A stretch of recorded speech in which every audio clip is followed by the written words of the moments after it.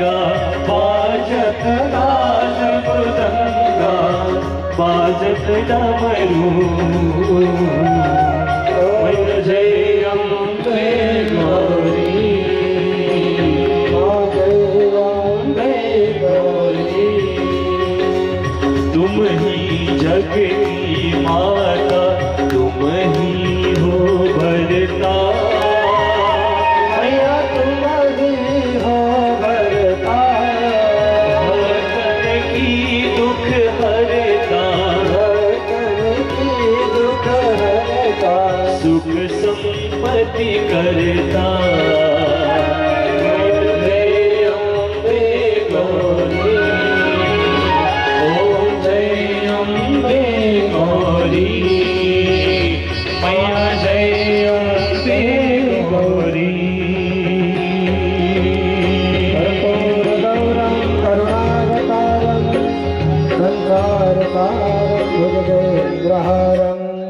सदा वसन्तं हृदयारविन्दे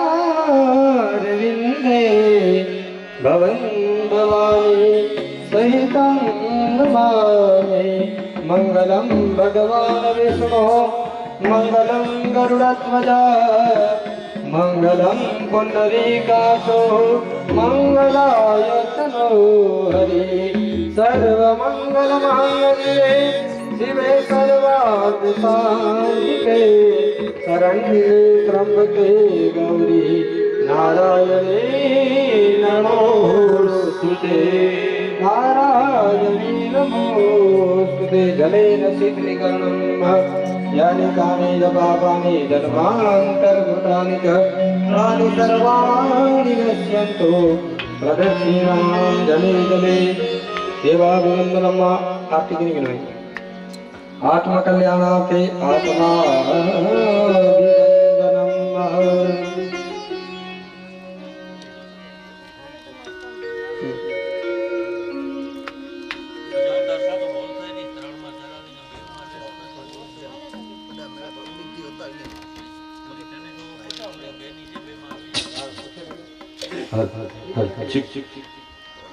ओम आपो इष्टामय भवस्तान ऊर्जे ददातनः यज्ञेन यज्ञमय जन्त देवास्तानि धर्माणि प्रथमान्यासन्नः ते हनाकं महिमानः सचन्द्र यत्र पूर्वे साध्याः सन्ति देवाः ओम भूर्भुवस्वः हृदय कमल मध्ये मंत्र पुष्पांजलिं समर्पयामि भद्रविदे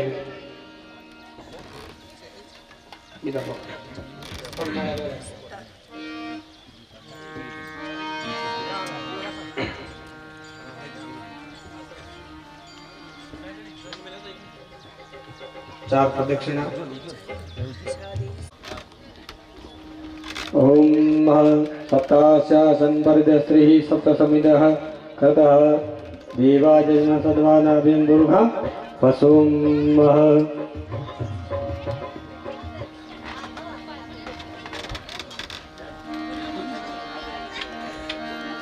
शरणागत विनाथ परित्राण परायणे सर्वस्यापि हरे देवी नारायणी नमोस्तुते विद्युदाम समप्रभां मृगपते स्कन्दस्थितां भीषणं कन्याभिकरबालकेतविरसस्ताभिरां सेवितां हस्ते चक्रगदासिकेतविशिखा शापं गुणां तर्जने बिभ्राणां मनलात्मिकां शशिधरां दुर्गां त्रिनेत्रां भजे दुर्गां त्रिनेत्रां भजे भूर्भुवस्व जगदम्बिकाय नमो नमः नमस्कारान् समर्पयामि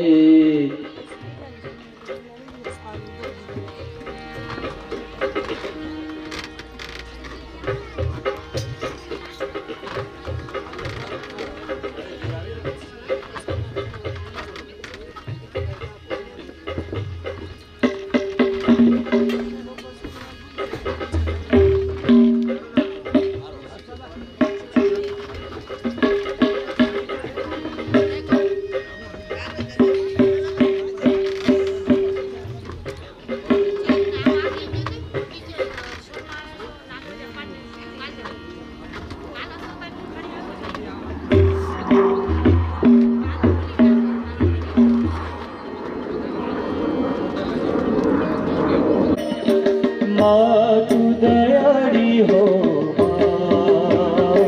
माझी माझी माझी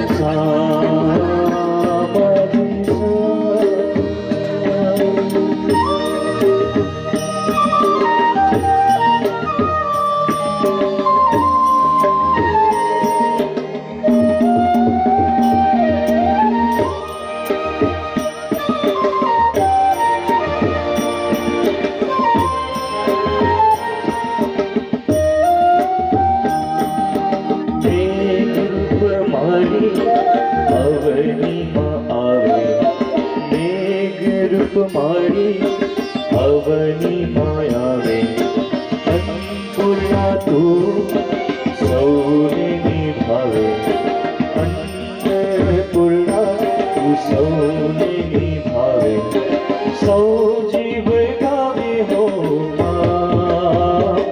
माझी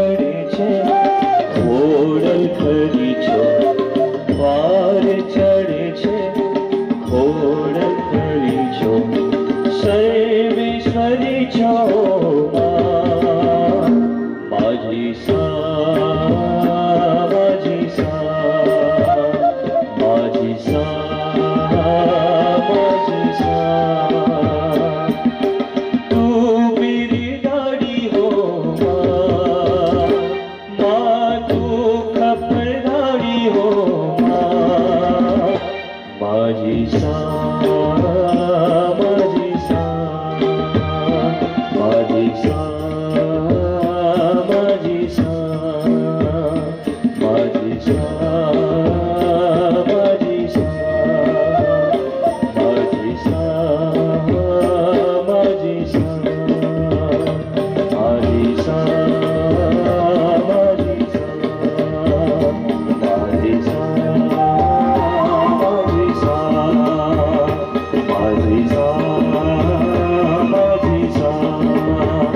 माझी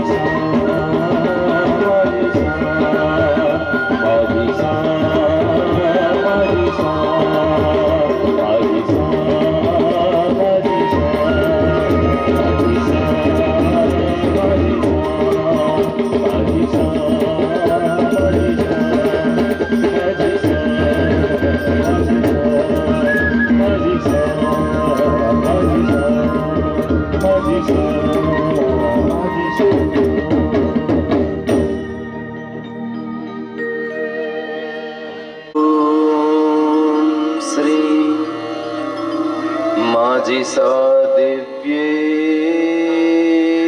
नमः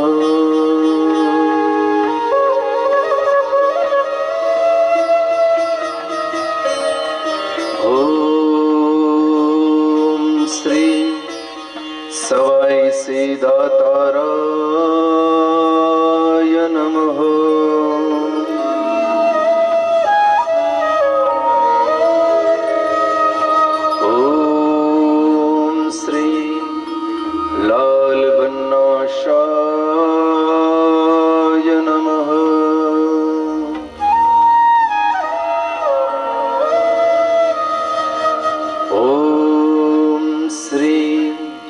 सद्गुरुवे नमः।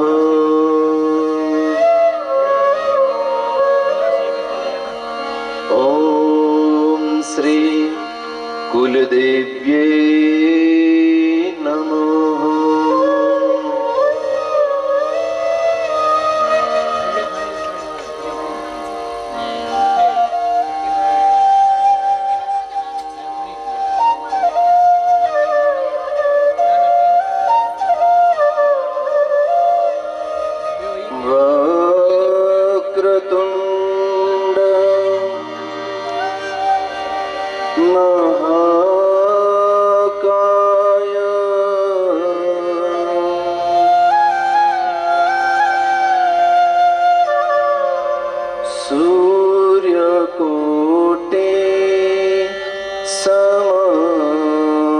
प्रभो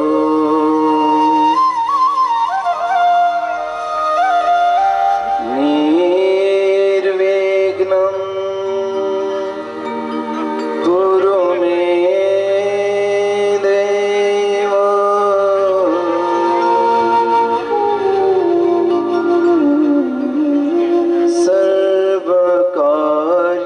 सर्वकार्येषु सर्वदा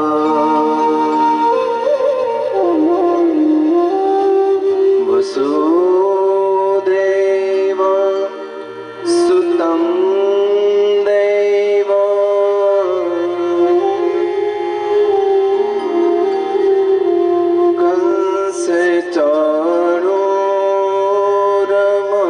कंसचाणूरमर्दनम् देवकी परमानन्दम्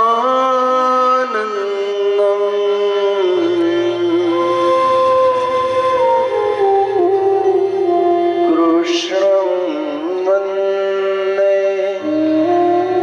जगद्गुरुम्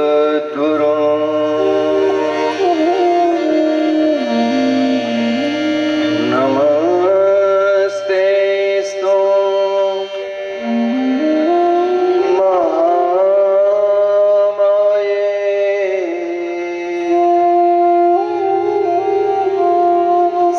श्रीपीठे सौरपूजिते शङ्खचक्र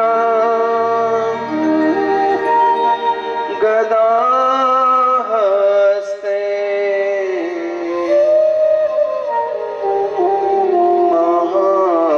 महालक्ष्मी नमोस्तुते नारायणं नमस्कृत्यं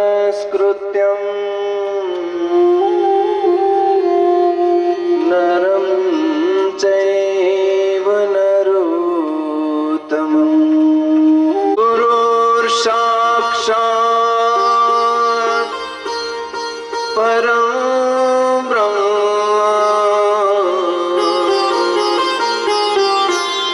तस्मै श्री गुरुवे नमः।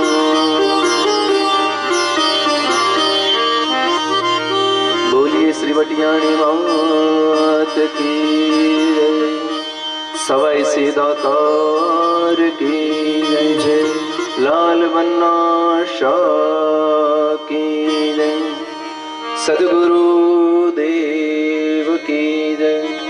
ओम नमः पार्वती पतये हर हर महादेव हर।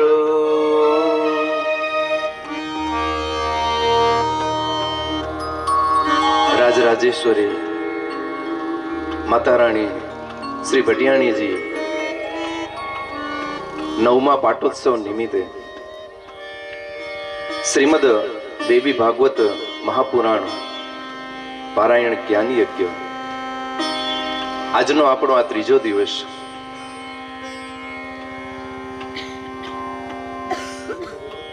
ત્રીજા દિવસની કથામાં શ્રીમદ દેવી ભાગવત મહાપુરાણ છે એના સ્કંદ કેટલા છે એના અધ્યાય કેટલા છે એના શ્લોકોની સંખ્યા કેટલી છે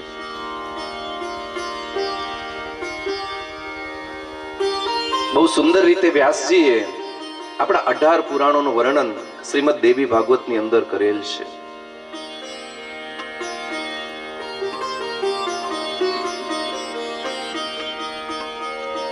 આજની કથાની અંદર આજથી માતાજીની કૃપાથી અને માતાજી દ્વારા રાક્ષસોના વધની કથા ચાલુ થશે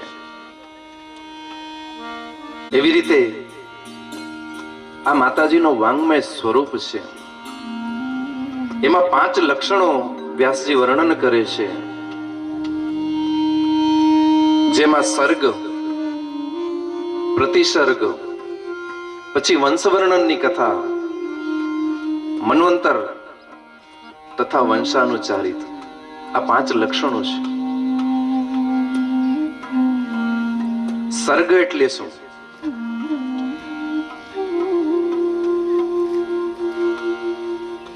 સાત્વિક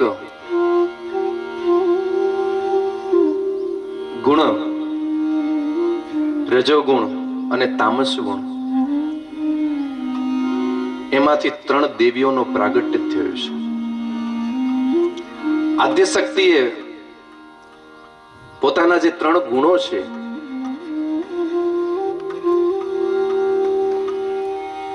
એ 3 ગુણોમાંથી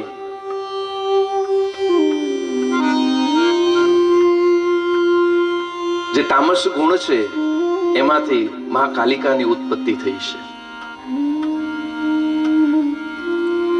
પછી રજોગુણ છે તો એમાંથી મહાલક્ષ્મીજીની ઉત્પત્તિ થઈ છે. અને સત્વગુણમાંથી મહાસરસ્વતીની ઉત્પત્તિ થઈ છે. મહાકાલી, મહાલક્ષ્મી અને મહાસરસ્વતી ની જે વર્ણન છે એને સર્ગ કહેવાય છે. પછી એ જ માતાજીએ, એ જ આદ્ય શક્તિએ જગતનું સર્જન કરવા, જગતનું પાલન કરવા માટે, જગતનો સંહાર કરવા માટે બ્રહ્માજી, ભગવાન વિષ્ણુ અને શિવની ઉત્પત્તિ છે. એને વિસર્ગ કયો છે.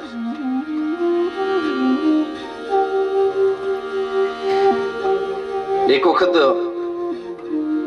જ્યારે બ્રહ્માજી ભગવાન વિષ્ણુ પાસે જાય છે ત્યારે ભગવાન વિષ્ણુ ધ્યાનમાં મગ્ન હોય છે.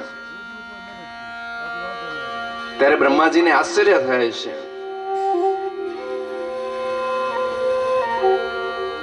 કે હું તો એમના નાભી કમળમાંથી ઉત્પન્ન થયો છું, ભગવાન વિષ્ણુના. અને ભગવાન વિષ્ણુ બધા દેવોમાં સર્વેશ છે, તો આ ભગવાન વિષ્ણુ કોનું ધ્યાન ધરી રહ્યા છે? મને તો એમ જ હતું કે મારી ઉત્પત્તિનો કારણ ભગવાન વિષ્ણુ છે. ત્યારે ભગવાન ને પૂછે છે કે પ્રભુ,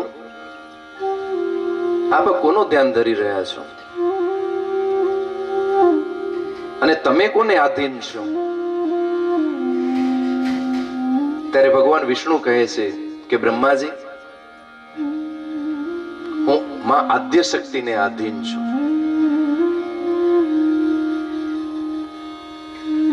અને એ આદ્ય શક્તિના કારણે હું અલગ અલગ રૂપ લઈ અને પૃથ્વી પર અવતરું છું. જો અવતાર લેવો મારા જ હાથમાં હોય તો પછી હું વરા અવતાર શું કામ લઉં?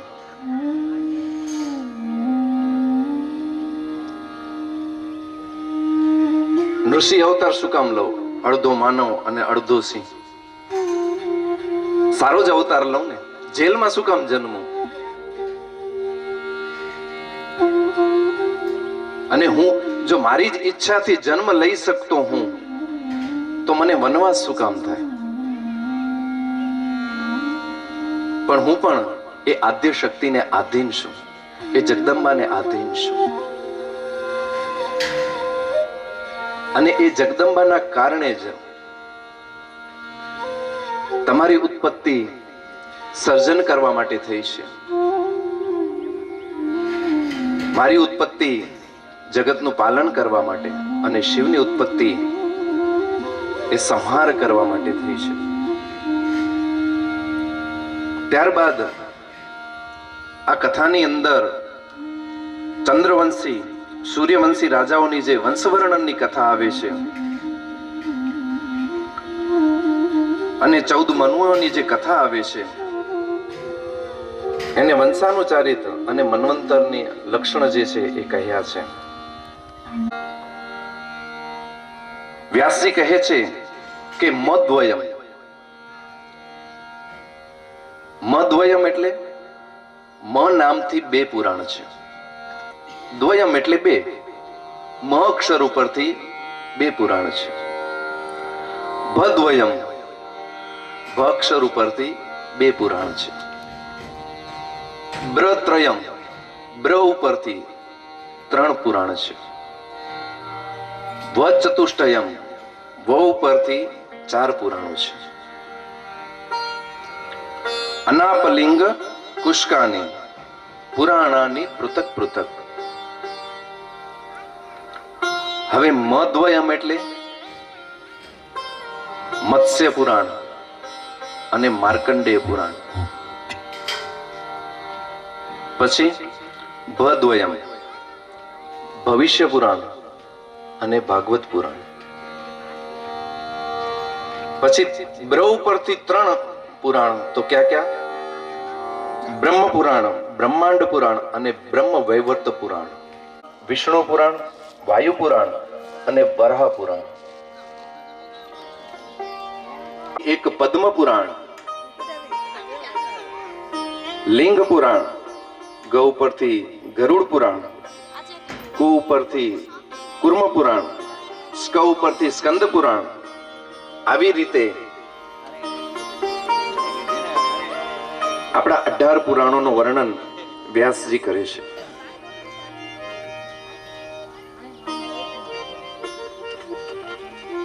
એ પુરાણોનું વર્ણન કર્યા બાદ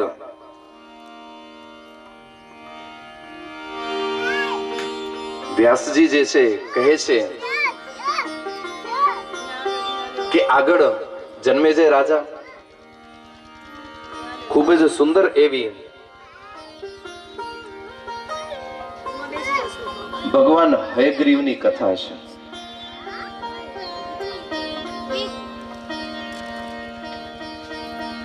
ભગવાન વિષ્ણુ હયગ્રીવ રૂપ ધારણ કર્યો છે એની કથા. ત્યારે વ્યાસજી કહે છે કે એક સમયે ભગવાન વિષ્ણુ દાનવો સાથે યુદ્ધ કરતા હોય છે અને એ જે યુદ્ધ હોય છે એ 10,000 વર્ષ સુધી ચાલે છે. ભગવાન વિષ્ણુ દાનવો સાથે એકલા હાથે 10,000 વર્ષ સુધી યુદ્ધ કરે છે. 10,000 વર્ષ યુદ્ધ કરતા કરતા એ ભગવાન વિષ્ણુ એક વખત થાકી જાય છે અને વિશ્રામ કરવા માટે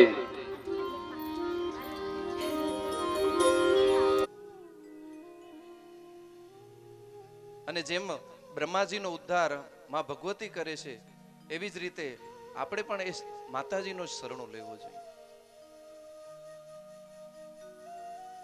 કારણ કે જ્યારે જ્યારે દેવતાઓને પણ ભીડ પડી છે ત્યારે જગદંબિકાના શરણે ગયા છે. જે રાક્ષસો દેવતાઓથી નથી મર્યા એ રાક્ષસોને મારવા માટે દેવતાઓમાં ભગવતીના શરણે ગયા છે. અને બ્રહ્માજીની આવી સ્તુતિ સાંભળી અને માં પ્રસન્ન થાય છે અને ભગવાન વિષ્ણુને મુક્ત કરે છે. અને ભગવાન વિષ્ણુ એ ઊંઘનો ત્યાગ કરી અને ઊભા થાય છે અને બ્રહ્માજીને પૂછે છે, બ્રહ્માજી તમે અહીંયા? ભગવાન તમારા જ કાનના મેલથી 2 રાક્ષસો ઉત્પન્ન થઈ ગયા છે, મધુ અને કૈટભ. અને જ્યારથી એમને માતાજીનો વરદાન મળ્યો છે ત્યારથી એ મારા પાછળ પડ્યા છે અને મને વારે ઘડી કહે છે કે યા તો મારા સાથે યુદ્ધ કર, નહીં તો મને તું ભગવાન સમજ અને મારા આધીન થઈ જા. ત્યારે ભગવાન વિષ્ણુ કહે છે કે આવા દો એ બંને રાક્ષસોને, મધુ અને કૈટભને. તમે જરાય પણ ગભરાઓ નહીં, ચિંતા ન કરો. હું એ રાક્ષસો સાથે યુદ્ધ કરીશ અને એમનો વધ કરીશ.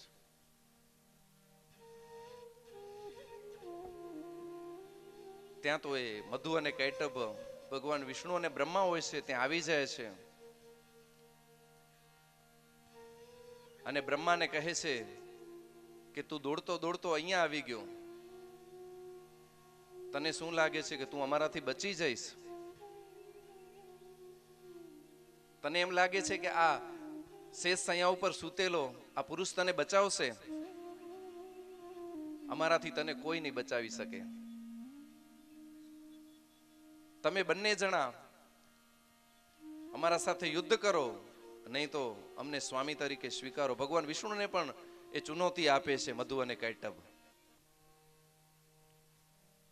ત્યારે ભગવાન વિષ્ણુ એમના સાથે યુદ્ધ કરવા જાય છે અને ભગવાન વિષ્ણુ યુદ્ધ કરવા આવે છે ત્યારે કૈટભ એ સાઈડમાં ઊભો રહી જાય છે અને મધુ એમના સાથે યુદ્ધ કરે છે. જ્યારે મધુ થાકી જાય ત્યારે કૈટભ ભગવાન સાથે યુદ્ધ કરે અને મધુ વિશ્રામ કરી લે. આવી રીતે બંને ભાઈઓ વારાફરતી ભગવાન વિષ્ણુ સાથે યુદ્ધ કરે છે. એક થાકી જાય એટલે બીજો યુદ્ધ કરે ને બીજો થાકી જાય એટલે પાછો ઓલો આરામ કરે. પણ ભગવાન વિષ્ણુ એક જ. અને આમ કરતા કરતા 5000 વર્ષ સુધી યુદ્ધ ચાલ્યો છે. ત્યારે ભગવાન વિષ્ણુને એમ થાય છે કે આ રાક્ષસો મરતા કેમ નથી, આ દાનવો?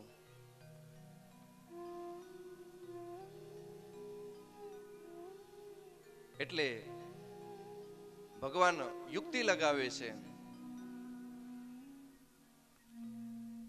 અને મધુ અને કૈટભને કહે છે કે તમે બંને ભાઈઓ તો વારાફરતી યુદ્ધ કરો છો અને હું તો એકલો છું,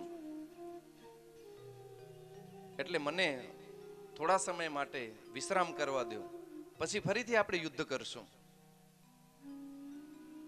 અને મધુ અને કૈટભ માની જાય છે કે ભલે તું થોડી વાર માટે વિશ્રામ કરી લે. અને ભગવાન જ્યારે વિશ્રામ કરતા હોય છે ત્યારે ધ્યાન લગાવે છે કે આ બંને રાક્ષસો મારાથી મરતા કેમ નથી? કારણ કે મારો બળ તો આમનાથી પણ વિશેષ છે, પણ આ કેમ નથી મરતા? એટલે જેવો ધ્યાન લગાવે છે એટલે એમને ખ્યાલ આવે છે કે માં ભગવતીએ જ એમના ઈચ્છા મૃત્યુનો વરદાન આપ્યો છે કે જ્યાં સુધી આ બંને જણા ઈચ્છશે નહીં ત્યાં સુધી આમનો મરણ શક્ય નથી. મને ગમે તેમ કરી સામ દામ દંડ ભેદ અને આમનો જો મરણ નહીં થાય તો બ્રહ્માજી અને મારાથી આ મરશે નહીં. એટલે ભગવાન વિષ્ણુ હવે જે વરદાન આપ્યો હોય એ જ એનો કઈ ઉપાય આપી શકે. એટલે ભગવાન વિષ્ણુ ત્યાં બેસી અને માં ભગવતીની ઉપાસના કરે છે, માં ભગવતીને પ્રાર્થના કરે છે કે માં જ્યારે જ્યારે ભીડ પડી છે, જ્યારે જ્યારે તારા ભક્તો ઉપર સંકટ આવી પડ્યો છે, ત્યારે એ તારા ભક્તોને તારો જ આશરો છે, તારો જ સહારો છે. નથી બેરી થઈ માં, નથી નીંદરમાં ઘેરાણી, એ જ તારા અંતરનું એ પુકાર નથી, જેથી સાધકે સાંભળે માં ભગવતી, તારા ભક્તોને જ્યારે જ્યારે ભીડ પડી છે, તારા સિવાય આ જગતમાં અમારો કોણ આશરો છે? અને જે બધી જગ્યાએથી પાછો વળ્યો હોય એ માં પાસે ક્યારે ખાલી હાથે નથી ગયો. હવે તારા ભક્તોને માતાજી તારો જ આશરો છે.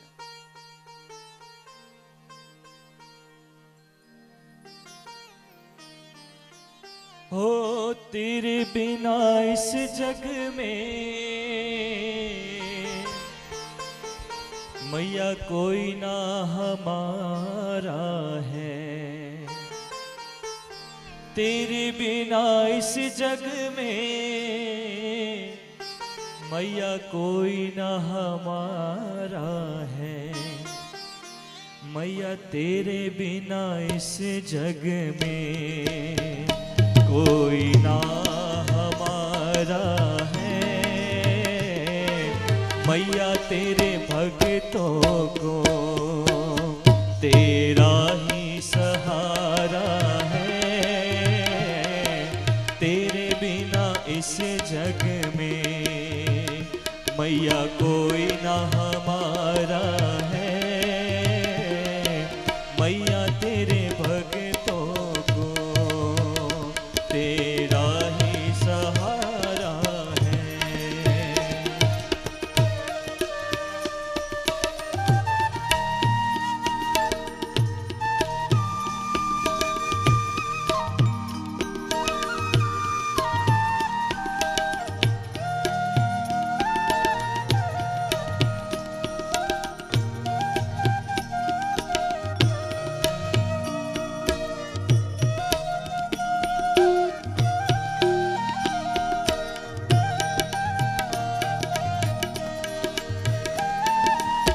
ऊंचे ऊंचे पर्वत पे तेरा ठिकाना है, ऊंचे ऊंचे पर्वत पे मैया तेरा ठिकाना है, दर्शन को मैया जी आए सारा जमाना है, मैया तेरे दर्शन से, ओ मैया तेरे दर्शन से मिट जाए दुख सारा है, मैया तेरे भक्तों को तेरा ही सहारा है।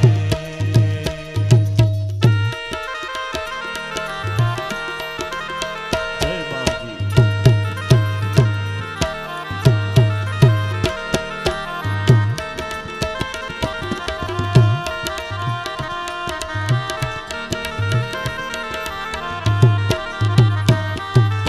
द्वार मेरी मैया का सारे जग से निराला है, ओ द्वार मेरी मैया का सारे जग से निराला है, दुखियारा जो भी हो उसे पल में संभाला है, ओ दुखियारा जो भी हो उसे पल में संभाला है, मैया तेरी क्रिया से, ओ मैया तेरी क्रिया से मेरा चलता गुजारा है, मैया तेरी क्रिया से मेरा चलता गुजारा है, तेरे बिना इस जग में मैया तेरे बिना इस जग में, तेरे बिना इस जग में कोई ना हमारा है, मैया तेरे भक्तों को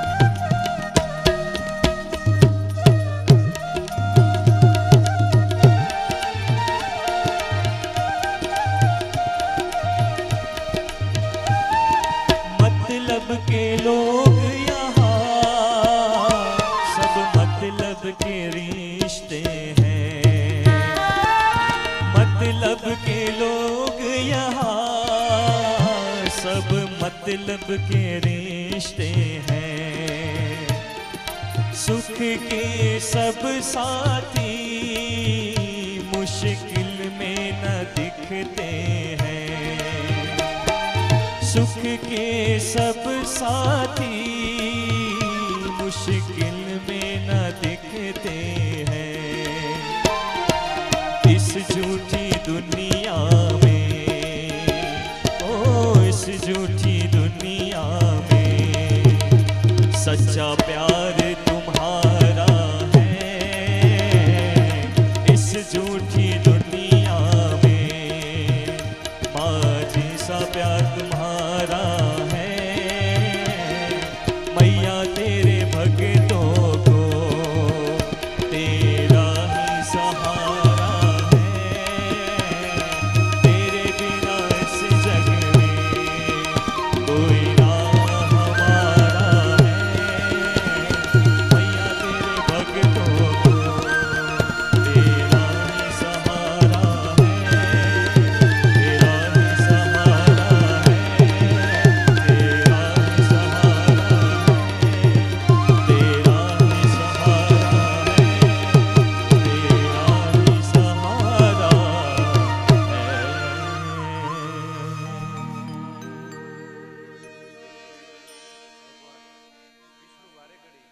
માતાજીને પ્રાર્થના કરે છે કે માં આ દુઃખની ઘડી આવી પડી છે અને આ દુઃખની ઘડીની અંદર તારા સિવાય માં અમારી વહારે કોણ આવશે?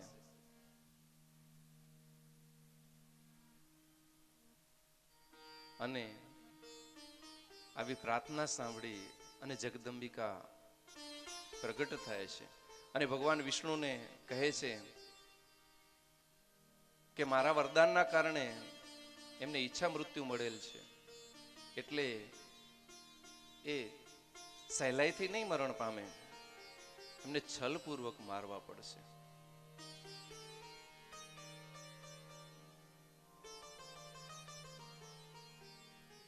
તમે ફરીથી જાઓ, એમના સાથે યુદ્ધ કરો અને હું ત્યાં એમને મોહિત કરવા માટે આવીશ.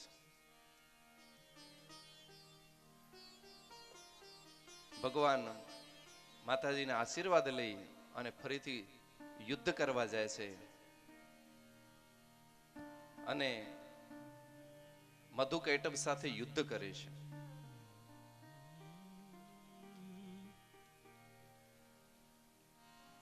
જ્યારે એ યુદ્ધ કરતા હોય છે ત્યાં માતાજી આવી અને ઉભા રહે છે અને યુદ્ધ જોવે છે. અને જેવા માતાજી આવે છે એટલે ભગવાન સમજી જાય છે. એટલે ભગવાન એ બંને જણાને કહે છે કે ઉભા રહો, તમે જેવી રીતે યુદ્ધ કરી રહ્યા છો એનાથી હું ખૂબ જ પ્રસન્ન થયો છું. 5000 વર્ષ સુધી તમે મારા સાથે યુદ્ધ કર્યો છે, હું તમારાથી પ્રસન્ન થયો છું અને હું તમને વરદાન આપવા માંગુ છું. અને સામે માતાજીએ આ બંને રાક્ષસોને મોહિત કર્યા. એટલે મધુ અને કૈટભ ભગવાન વિષ્ણુને કહે છે કે જા જા, તું ક્યાં અમને વરદાન આપીશ? તારામાં ક્યાં એટલી તાકાત છે? 5000 વર્ષ થઈ ગયા, તું અમને હરાવી નથી શક્યો, તું શું અમને વરદાન આપીશ? અમે તારા યુદ્ધથી ખુશ થયા છીએ અને તું માંગ, તને શું જોઈએ છે? અને માતાજી દ્વારા એ મોહિત થઈ ગયા અને ભગવાન વિષ્ણુને કીધું કે તને જે માંગવું હોય માંગ. એટલે ભગવાને તરત જ માંગી લીધો કે તમારો મરણ જે છે એ મારા હાથે થાય.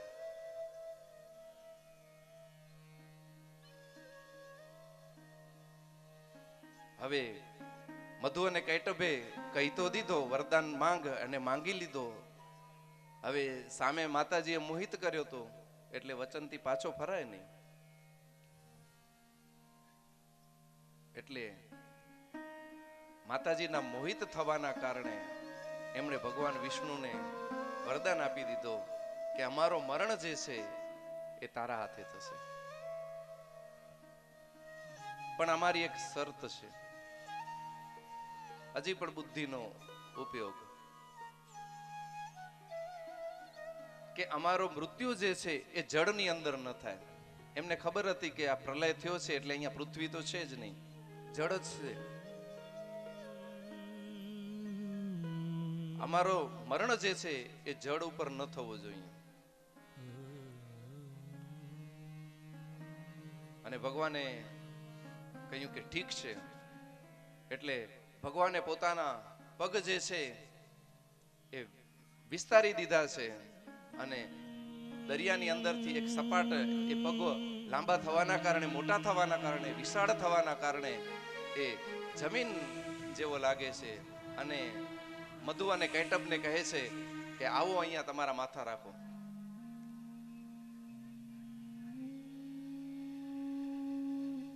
અને મધુ અને કૈટબ રાક્ષસો જો એમ હારે તો રાક્ષસ કોને કહેવાય?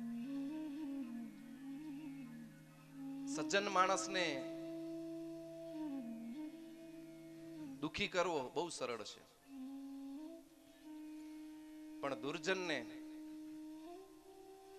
એટલે મધુ અને કૈટબ જેમ ભગવાને પોતાના પગ વિશાળ કર્યા છે એમ એમણે પોતાના માથા, આખો શરીર જે છે એ વિશાળ કરી દીધો છે કે આ તારા આટલા પગ ઉપર અમે નહીં આવીએ.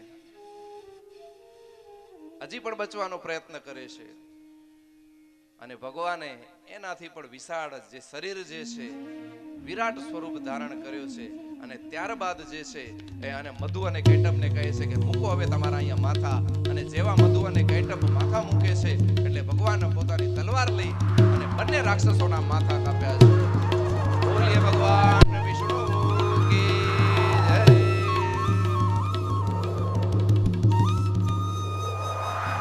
અને જેવો મધુ અને કૈટબનો અહીંયા વધ થયો છે ત્યારે દેવતાઓ જે છે આકાશમાંથી પુષ્પની વૃષ્ટિ કરી છે, અપ્સરાઓ નાચવા લાગી છે અને ખૂબ જ આનંદ અને દિવ્યમય વાતાવરણ સર્જાયું છે.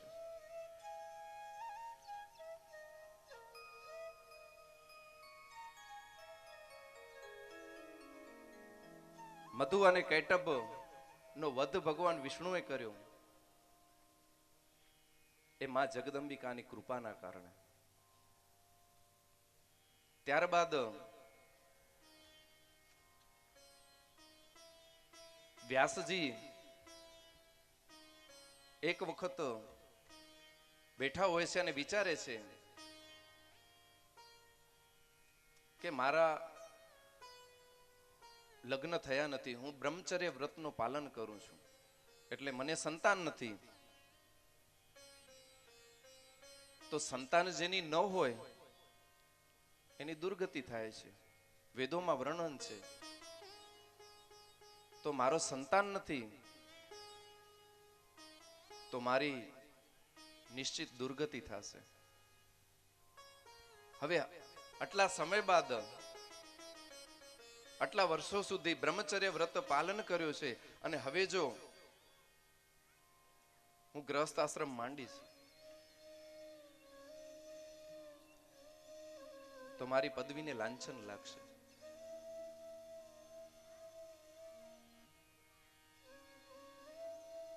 એટલે એ ભગવતીને પ્રાર્થના કરે છે કે માં તમે કૃપા કરો અને મને ગતિ મળે એના માટે મને જે છે એ પુત્ર પ્રાપ્તિ કરાવો.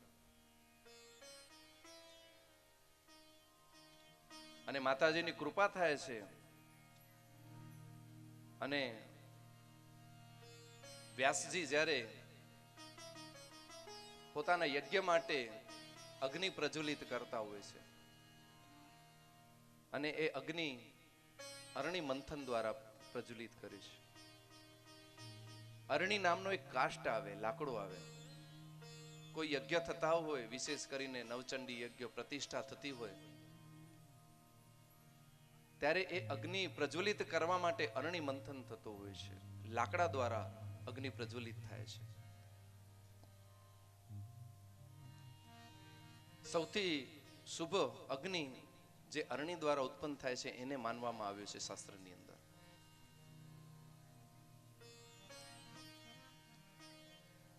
એ અરણી મંથન જ્યારે કરતા હોય છે ત્યારે એમાંથી એક પુત્ર ઉત્પન્ન થાય છે અને એ પુત્ર જે છે એ સુખદેવજી રૂપે પ્રગટ થાય છે. બોલીએ ભગવાન સુખદેવજી મહારાજ કી જય.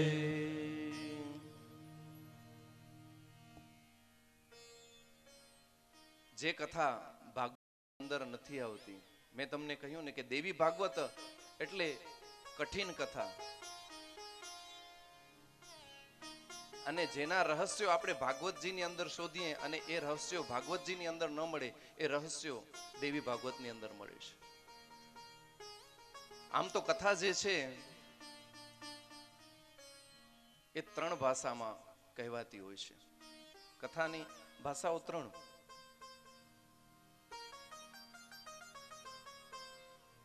એક ભાષા રૂપક ભાષા, લિંગ ભાષા, કે જે ભક્તજનો હોય એ સમજી શકે અને એના દ્વારા તમારી ભક્તિમાં વધારો થાય. પછી બીજી ભાષા જે છે એ પરિમિત ભાષા છે. એ ભાષા જ્ઞાનીઓ માટે હોય છે. જ્યારે 2 જ્ઞાનીઓ મળે ત્યારે સાધારણ વાતો ન કરે, એક જ્ઞાનની વાતો કરે. પછી ત્રીજી ભાષા જે છે એ સમાધિ ભાષા છે, જ્યાં બોલવાની જરૂર ન હોય, યોગની ભાષા, અને એ ભાષા યોગીઓ માટે હોય છે. આ 3 ભાષાઓનું એમાંથી અલગ અલગ વર્ણન લઈ અને સરળ રૂપે વર્ણન કરવું અને એના દ્વારા આપણા મનની અંદર ક્યાંક ને ક્યાંક ભગવાન પ્રત્યે, ક્યાંક ને ક્યાંક માં ભગવતી પ્રત્યે ભક્તિ ઉત્પન્ન થાય, આદરભાવ ઉત્પન્ન થાય, એટલે રૂપક ભાષાનો વપરાશ થતો હોય છે.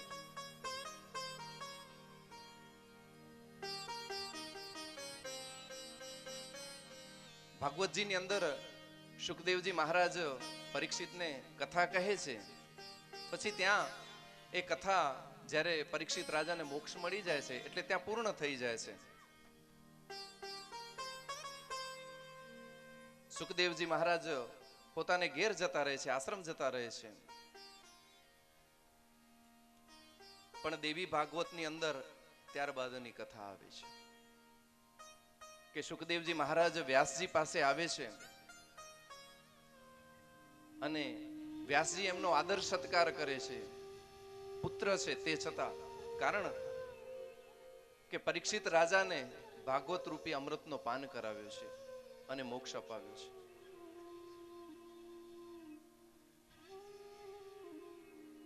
પછી થોડા સમય સુખદેવજી આશ્રમમાં રહે છે એટલે વ્યાસજી એમને કહે છે કે જો બેટા, જેના સંતાન ન હોય ને એની ગતિ થતી નથી, અને આશ્રમોમાં સૌથી શ્રેષ્ઠ આશ્રમ ગ્રસ્થ આશ્રમ છે, એટલે તું બેટા લગ્ન કરી લે. ત્યારે સુખદેવજી કહે છે કે પિતાજી, હું બંધનમાંથી મુક્ત થવા માંગુ છું, માયામાંથી મુક્ત થવા માંગુ છું, અને તમે મને એમ કહો છો કે ફરીથી તું બંધનમાં બંધાઈ જા. ગ્રસ્થ આશ્રમ એક તો બંધન છે, હું પછી આ યોગ નહીં કરી શકું, હું આ ધ્યાન નહીં કરી શકું. તમે મને લગ્ન કરવાનું કહો છો પણ હું એ લગ્ન નહીં કરી શકું. એટલે સુખદેવજી મહારાજ જે છે એ ના પાડે છે કે બેટા. ત્યારે વ્યાસજી કહે છે કે જો બેટા, આ ગ્રહસ્થાશ્રમ પોતાના પિતાના ઘરે નથી જતી અને વનની અંદર તપ કરવા લાગી જાય છે.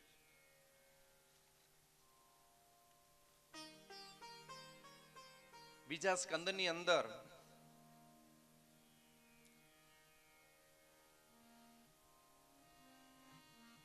રાજા મત્સ્ય અને મત્સ્યગંધાની ઉત્પત્તિ આવે છે. અદ્રિકા નામની એક અપ્સરા હોય છે, એને બ્રહ્માજી દ્વારા શ્રાપ મળે છે અને એ એક માછલી બની જાય છે અને એ માછલીના ગર્ભમાંથી બે સંતાનો જન્મે છે. એક બાળક હોય છે અને એક બાલિકા હોય છે. એ બાળક જે હોય છે એ રાજાને આપી દે છે અને બાળકી જે છે એ નિષાદરાજ પોતે રાખે છે અને એ બાળકીનું નામ પડે છે મત્સ્યગંધા.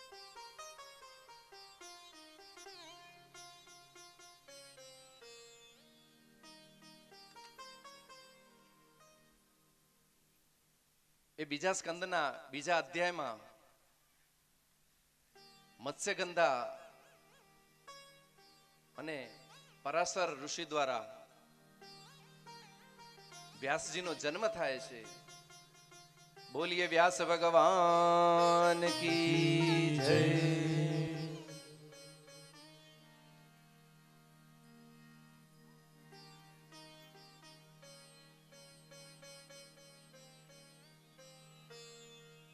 જ્યારે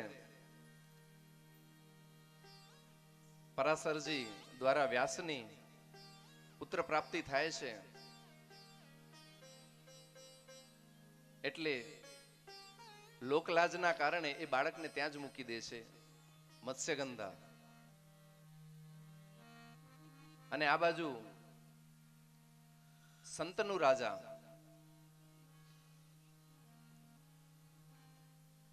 એમને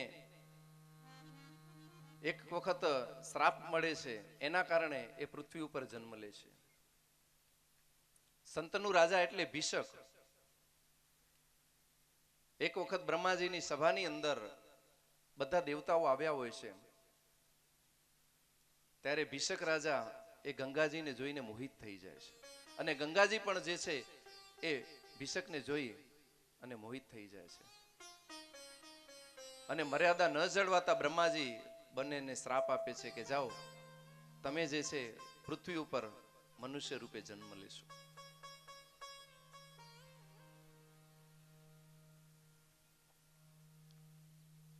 એટલે ગંગાજી જે છે એ પૃથ્વી ઉપર મનુષ્ય રૂપમાં જન્મ લે છે અને ભીષક રાજા જે છે એ સંતનું બની અને જન્મ લે છે.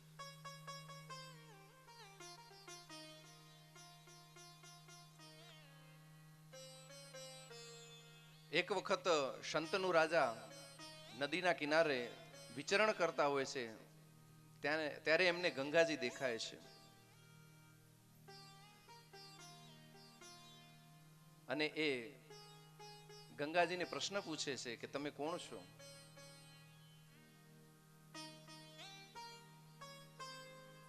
અને હું તમારા સાથે લગ્ન કરવા માંગુ છું. ત્યારે ગંગાજી કહે છે કે હું આપના સાથે લગ્ન તો કરીશ, પણ એની શરત છે કે હું કાંઈ પણ કરું તમારે પ્રશ્ન ન કરવાનો, મને પૂછવાનું નહીં કે તમે કોણ છો અને આ શું કરો છો. અને જ્યારે તમે એ પૂછશો ત્યારે હું તમને છોડી અને જતી રહીશ. એવી રીતે શંતનુ અને ગંગાજીના લગ્ન થાય છે અને એક વર્ષ બાદ એમને ત્યાં એક સંતાન જન્મે છે અને સંતાન જન્મના જેવા સમાચાર મળે છે એટલે રાજા શંતનુ ખુશ થઈ જાય છે કે મારે ઘેર દીકરો જન્મ્યો છે.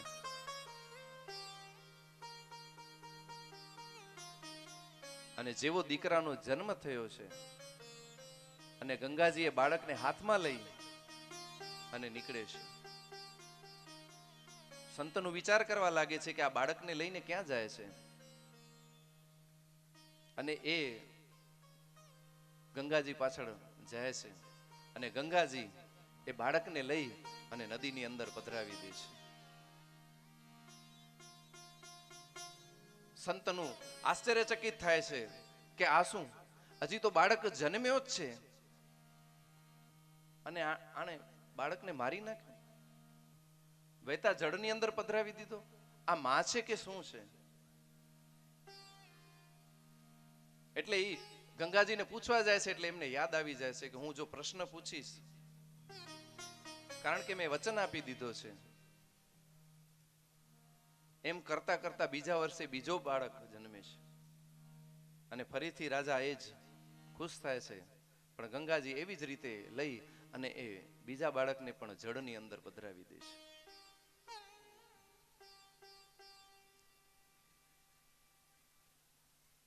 એમ કરતા કરતા 7 બાળકો જન્મે છે અને 7 બાળકોને જળની અંદર પધરાવી દે છે.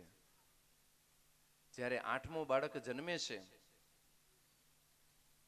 ત્યારે સંતનો વિચાર કરે છે કે હવે જો આ બધા બાળકો જેમ એણે જળમાં પધરાવ્યા છે એવી જ રીતે જો આને પણ જળમાં પધરાવી દેશે તો પછી મારો વંશ કેવી રીતે આગળ વધશે? આ તો ભગવાનની કૃપા છે કે આવી રીતે મને બાળકો થયા છે. અને આ બાળક જન્મ્યો એના પછી જો બાળક નહીં જન્મે તો પછી મારો વંશ કેવી રીતે આગળ વધશે? એટલે એ 8મો બાળક જ્યારે માતાજી લઈને જાય છે અને જેવા નદીના કિનારે પહોંચ્યા છે એટલે સંતનું રાજાથી રહેવાતો નથી અને એમનાથી કહેવાય જાય છે કે ઊભી રહે.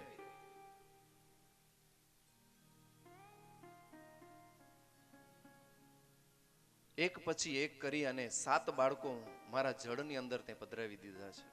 આ તું શું કરશ? કોઈ અભાગણી સ્ત્રી હોય જે પોતાના બાળકોને મારે, તે એક પછી એક 7 બાળકો જળમાં પધરાવી દીધા. આ 8મો બાળક જે છે એ હું તને જળમાં પધરાવા નહીં દઉં. અને તું આવી રીતે જળમાં શા માટે પધરાવસ? જેવો પ્રશ્ન કર્યો એટલે ગંગાજીએ એમને કહ્યું કે તમે મહારાજ વચનનો ભંગ કર્યો છે. જ્યારે આપણે લગ્ન કર્યા ત્યારે વચન લીધેલું કે જો તમે મને પ્રશ્ન પૂછશો અને હું જે પણ કરું એને તમે અટકાવશો તો હું જતી રહીશ.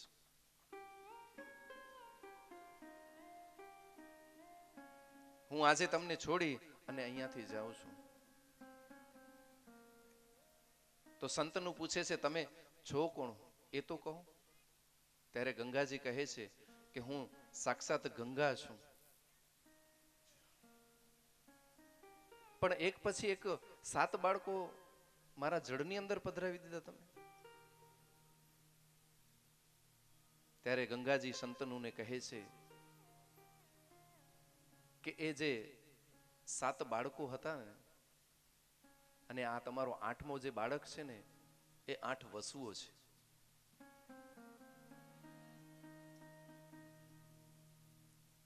એ 8 વસુઓને વશિષ્ઠજીએ શ્રાપ આપ્યો હતો. વશિષ્ઠજીની ગાય એ જે વસુ હોય છે એ ચોરી લે છે અને આ બાજુ વશિષ્ઠજીને ખબર પડે છે કે આ 8 વસુઓ જે છે એ લાલચમાં આવી અને મારી ગાય ચોરી જાય છે. એટલે એમને શ્રાપ આપે છે કે તમે જે છે મનુષ્ય યોનિમાં પડશો. એમાં વાંક એક જ વસુનો હોય છે, એ એની પત્નીના કહેવાથી એ ગાયની ચોરી કરે છે. બાકી 7 વસુઓ તો એમનો દોષ નથી હોતો. એટલે એ કરગરવા લાગે છે કે વશિષ્ઠજી અમારી ભૂલ થઈ ગઈ, અમને માફ કરો. એટલે વશિષ્ઠજી કહે છે કે તમે 7 જણા જે છો એ જન્મશો અને એક એક જન્મતાની સાથે જ તમારો ઉદ્ધાર થઈ જશે. તમે તમારો જેવો જન્મ થશે તરત જ તમારો ઉદ્ધાર થઈ જશે. તમે એમાંથી મુક્ત થઈ જશો આ શ્રાપની અંદરથી. પણ જેણે પોતાની પત્નીના કહેવાથી આ ગાય ચોરી છે એ આ શ્રાપમાંથી મુક્ત નહીં થઈ શકે. અને એ 8મો જે વસુ હતો જેણે ભગવાન